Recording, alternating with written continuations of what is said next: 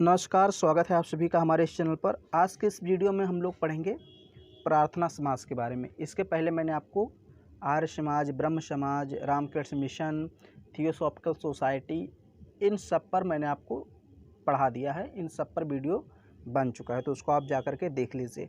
तो आज का हमारा जो टॉपिक होगा प्रार्थना समाज, और हम देखेंगे प्रार्थना समाज की स्थापना किसने की, कब हुई और इसके उद्देश्य या फिर इसके सिद्धांत क्या थे। इन सारी चीज़ों के बारे में आज हम लोग को पढ़ना है।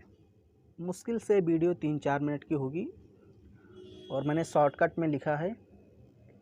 छोटे छोटे संगठन हैं। प्रार्थना समाज, सबसे पहले हम बात करते हैं इसकी स्थापना किसने की। तो प्रार्थना समाज की स्थापना आत्माराम पांडुरंग ने 31 मार्च 1867 ईस्वी में की थी। ये याद रखना किसने की थी और सन याद रखना कब की गई थी। तो 1867 ईस्वी में 1867 में आत्माराम पांडुरंग ने, अगर आपको डेट याद रहे तो और अच्छी बात है, 31 मार्च।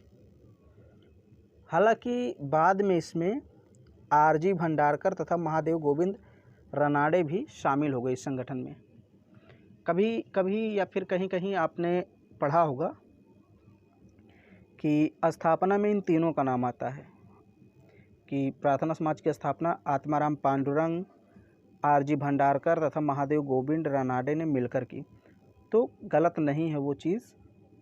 किसी किसी बुक में मेन आत्माराम पांडुरंग को दिखा दिया जाता है और कहीं कहीं तीनों को दिखा दिया जाता है। तो तीनों इस संगठन से जुड़े हुए थे, तीनों ने अपना अहम योगदान दिया। लेकिन सबसे ज़्यादा जिन्होंने योगदान दिया वो थे महादेव गोविंद रनाडे। इन्होंने ही इसको प्रसिद्धि दिलाई थी। यहाँ पर आगे लिखा भी है, देखिए। महादेव गोविंद रनाडे ने प्रार्थना समाज को प्रसिद्धि दिलाई थी, मतलब इसको एक प्रकार से विख्यात कर दिया। रनाडे को इसीलिए महाराष्ट्र का सुकरात भी कहा जाता है। मतलब ये लोगों के बीच में गए और फिर उन्होंने समझाया लोगों को कि ये जाति पात, भेदभाव, छुआछूत की जो भावना है, इसको हमें अपने दिल से निकाल देना चाहिए। तो यही काम करता था सुकरात। तो इसीलिए इनको, यानी कि महादेव गोविंद रनाडे को महाराष्ट्र का सुकरात भी कहा जाता है। ये क्वेश्चन आ सकता है कंपटीशन एग्ज़ाम में, इसको ध्यान में रखिएगा।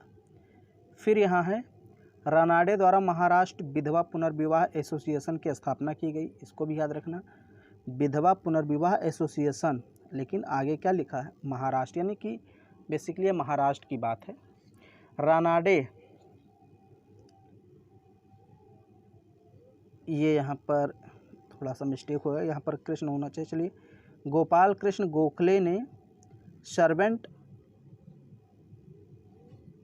यहाँ कुछ अच्छा यहाँ पर होना चाहिए, देखिए रनाडे के शिष्य, यहाँ पर होना चाहिए रनाडे के शिष्य, क्योंकि रनाडे के शिष्य कौन थे, गोपाल कृष्ण गोखले।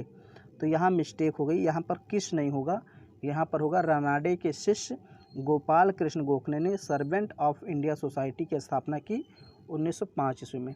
तो टाइपिंग में कभी कभी मिस्टेक हो सकती है, मैंने आपको कई बार बताया है।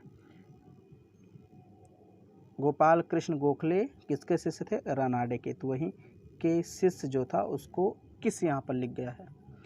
पंडित रमाबाई ने आर्य समाज की स्थापना की थी, जो कि महिलाओं का एक गुट था। बेसिकली आर्य महिला समाज की स्थापना इन्होंने की थी, पंडित रमाबाई ने। अब ये जो प्रार्थना समाज था, इसका मकसद क्या था, इसका उद्देश्य क्या था, इसको हम थोड़ा सा यहाँ शॉर्टकट में देख लेते हैं। उद्देश्य: अछूतों, दलितों, पीड़ितों की दशा सुधारने का प्रयत्न करना, भारतीय समाज में जो बुराइयां थीं उनको समाप्त करना, जाति प्रथा समाप्त करना, विधवाओं के पुनर्विवाह को समर्थन देना, नारी शिक्षा को बढ़ावा देना, बाल विवाह का अंत करना। तो बेसिकली यहाँ पर भी आपको वही सारे सुधार देखने को मिलते हैं जो अन्य संगठनों में थे। ओके, मतलब जाति प्रथा समाप्त करना, दलितों, अछूतों, पीड़ितों की दशा सुधारने का प्रयास करना, विधवाओं के पुनर्विवाह को समर्थन देना यानी बढ़ावा देना, नारी शिक्षा को बढ़ावा देना, बाल विवाह को कम करना है, कम से कम। देखिए, अंत तो इतना जल्दी होगा नहीं, लेकिन कम करने का प्रयास कर सकते हैं कि भाई थोड़ा सा जो एज है वो बढ़ा दिया जाए।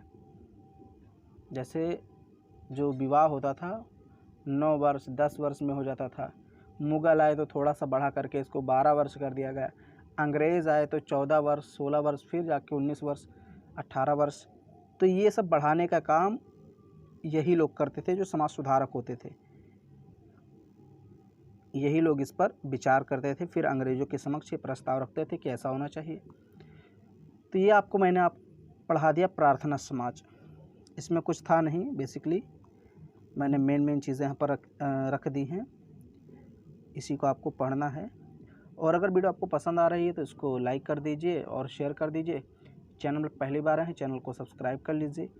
और आगे कौन सा आपको टॉपिक पढ़ना है कमेंट बॉक्स में लिख दीजिए।